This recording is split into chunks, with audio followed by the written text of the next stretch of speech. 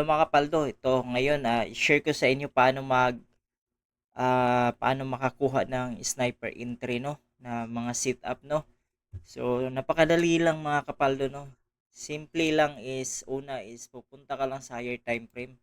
Tapos ipa-plot mo yung mga area of interest, like ano ba yung common na area of interest. So like example ito, 'di ba? Since yung gold, yung price ni gold right now is bullish, no, 'di ba? Bullish, continuous lang siya umakyat. So ito yung ipa-plot mo yung mga merong resistance, no? Kasi usually kapag na-break yan, merong pullback yan, may retest yan, no? Diyan natin ano. So halimbawa ito, nasa 4 hours time frame tayo. So ito yung resistance, 'di ba, kahapon? So ito yun, dito na break tong resistance. Ayan, na break siya, no? So tapos sisilip na tayo doon, papunta na tayo doon sa lower time frame. So, halimbawa 30 minutes. So sana yung so ito 'yon, 'di ba? Ito 'yon. As you can see, ayan. So kahit rin dito ito, kahit rin dito, no. So but dito na tayo ngayon, no. Ito lang yung example natin.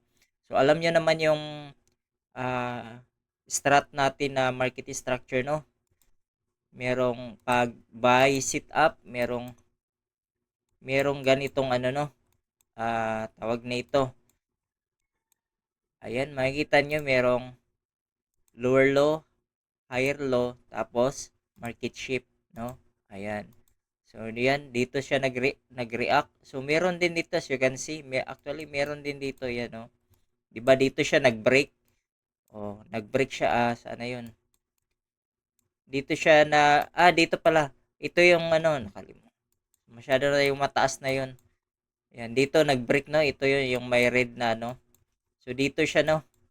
So, hanggang ano siya dito, yan, na-break siya dito, tapos, ayan, meron din naman dito, yan, lower low, higher low market shift, yan, meron din dito, pero, yun, bumalik siya dito, pwede kang ma-SL dito, no, so, yan, if ever maka-encounter kayo yan, pwede na ma-entryhan yan, tapos, nung bumalik na dito, pwede ninyo i-close na, no, kung tingin nyo na babalik siya dito, kasi nagpo-pullback pa siya dito sa break area, sa break zone, sa area of interest. So, ngayon, hanap tayo ng pasok sa strat natin. O, dito rin, kung pwede rin tayo mag-sell, no? Yan, higher high, lower high, tapos market shape. Yan, di ba? Pwede tayo. So, ngayon, buy lang yung hanapin natin, no? So, maghanap tayo kung merong pasok sa strat natin. So, wala. So, dito, meron siya, no? Ayan, makita nyo. Meron siya dito, no? Yan, sometimes sa 3 minutes natin makita, no, na time frame. Ayan, lower low. Tapos ito yung ah, previous na ano, na tawag na ito, rejection, no? Tapos yan yung resistance dyan, yan. Yan, tapos nagkaroon na siya ng market shift. O di, pag confirm na, nabuo na yung confirmation, tapos yan, entry ka na dyan. So, hindi ka man naman i-sell kahit bumalik pa siya. O yan, bumalik siya. So, dito ka naman mag-i-sell usually, di ba? So, kita mo. So, ganyan na. Umakyat na siya, no? So, yan, ipa-plot mo lang yung ano, no? Ipa-plot mo lang yung bawat ano, bawat support na nabubuo niya, no? So, dito na yan, di ba? So, ito yung first support na nabuo niya, yan. Oh. Huwag ka muna, hanggat hindi to na break, hanggat hindi nagkaroon ng ganito dito, candle dyan, ganyan na, yan, red, hanggat hindi yan na break, huwag kang mag-close na ano para makuha mo to. So, ito yung sikan, yan, support. Every support i-plot mo hanggat ayan, nag-reject lang siya. So, makyat naman siya. So, ito na naman yung next. Yan, next. O, nung dito, wala pa rin. Makyat siya, bumaba siya, pero hindi pa rin siya na-break o reject pa rin, no? So, continuous ka lang. So, hanggang sa ano. So, dito, ayan. So, na-break na siya dito. Ito yung candle na nag-break, no? So, di ang haba ng nakuha mo from here to there. So, ayan, yan yung makuha mo yung sniper, no? Dito ka nagsimulang nag-buy, no? Hanggang doon. O, di ba ang haba yung SL mo? Di, sobrang liit lang ng race mo, tapos ang laki ng reward mo. See? Laki ng reward kasi dito ka nag-close. O, ito. Ayan, ito na yung candle na nag-break nyo. Ayan, ito yung multiple support dito na litis. Tapos na-break. So, ganyan lang mga kapaldo, no? So, So, same rin dito, no? Same rin dito. Yan, kung nakapag-entry ka dito, ito yung first support. Yan. Oh, 'di ba? So, dito, hindi rin na-break ito. Hindi siya na-break. Pero, syempre, yun na yung i-consider mo. Kaya, yan. Dito pala, yan. So, ayan, hindi siya sniper entry to. Pero, malaki na rin paldo niya, no? Ayan, dyan. Close ka na dyan. No? Ganyan lang, no? Instead na, ano, maglagay ka ng TP at saka ISL, no? Ano tala, 1:1, 1:3, mga ganun, no? So, ganyan lang, no? Ito rin, yung continuation, oh, ito, nakapag-enter ka dito. Ito yung magiging market shift, no? Yan. So, dito ka, na-break to, yan, enter ka dito. Oh. Tingnan natin yung first support. So, ito yung first support niya, hindi na-break. Second support, ito, hindi na-break. Third support, ayun, doon na. O, yun, dito ka na nag-TP, no? Kasi na-break na siya dito.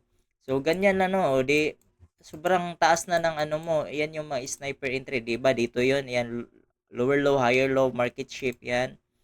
Entry ka doon. O, doon yung TP mo, ito. Yan, o, di, ang haba ng ano mo, dito is il mo, di, yan yung mga sniper entry, no? Ma-capture natin, no? Makuha natin, kaya, pwede kang pumaldo ng malaki lagi, no? So, wag nyong i-trade kung hindi na kumpleto yung ano, no. So, kung minsan ano siya, ma-failure siya na setup, okay lang kasi minsan lang naman, hindi naman talaga all the time na perfect tayo, no. So, ganyan lang pag hindi kumpleto yung confirmation sa strat, wag niyo ititik. So, I hope na ano, nakuha niyo, no. Ganun lang, i-plot niyo lang every latest na support. So, sa sale naman, ganun din, no, every resistance. Kapag hindi na break yung every resistance, katulad dito, oh, dito ka nakapag-enter, oh, dito. Kasi merong tayong ano dito, ayan, merong higher high, lower high. Oh, di ba dito? So, you can see. O kahit ito na lang.